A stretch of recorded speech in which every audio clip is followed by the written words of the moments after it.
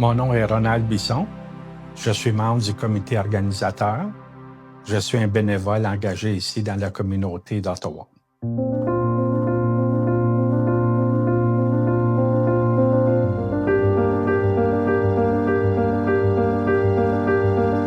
Il y avait eu un incident aux États-Unis avec M. Floyd et Léonie m'a appelé peu de temps après pour parler de l'idée d'une conférence.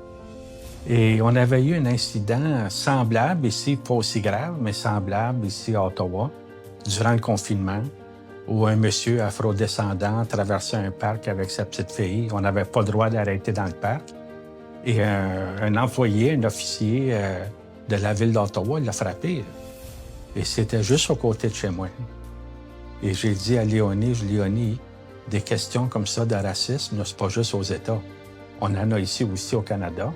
On en a chez moi, là, 2 rues de chez moi. Je veux m'impliquer dans ta conférence.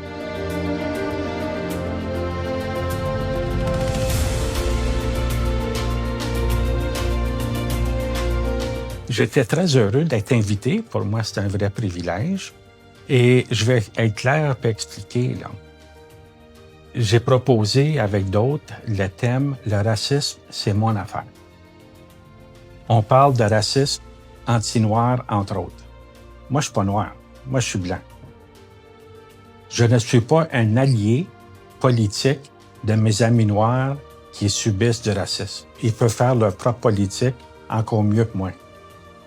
Mais une chose que moi, j'ai comprise depuis très longtemps, le racisme m'affecte moi, comme personne blanche, dans une société à majorité blanche. C'est un peu comme de la fumée secondaire. Tu n'es pas obligé de fumer, tu es affecté. Puis c'est pour ça que j'ai dit, moi, je vais embarquer, tu m'invites, mais le point de vue que je vais amener, c'est que le racisme, c'est mon affaire aussi à moi, pas pour alléger les enjeux de d'autres, c'est pour alléger les choses que ça nous fait à nous. C'est pour ça que j'ai embarqué sur le comité organisateur.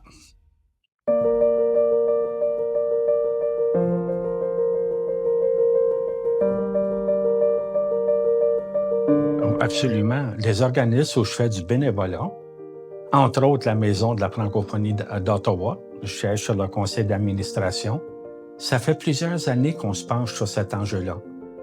Puis on fait des analyses. Est-ce qu'il y a du racisme inconscient même chez nous? Parce que quand c'est conscient, c'est une chose. Quand c'est inconscient, c'est une autre chose. Et on fait des exercices régulièrement, on se questionne pour comprendre quels sont nos comportements à nous qui pourraient aussi prolonger, provoquer, incarner du racisme systémique. On amène des correctifs quand on en trouve.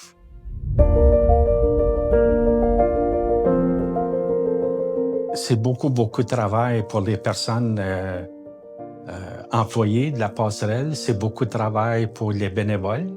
Nous sommes, je sais plus, là, une douzaine de bénévoles. On se rencontre très souvent, très régulièrement. On parle à beaucoup de gens. Et on est rendu, on bâtit un programme, on invite des gens, on monte des messages. Alors, c'est beaucoup de travail où on grandit aussi à travers tout ça.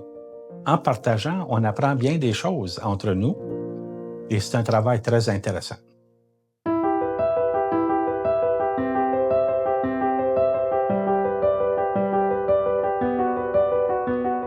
Je suis très heureux de voir qu'il y a beaucoup de gens d'intéressés à participer à la conférence et ça me confirme que c'est un enjeu dans notre pays, dans notre francophonie. C'est l'affaire de beaucoup de monde. Et le dernier message que moi j'ai, les années ont passé, je vieillis, mais j'ai un message que je laisse en arrière.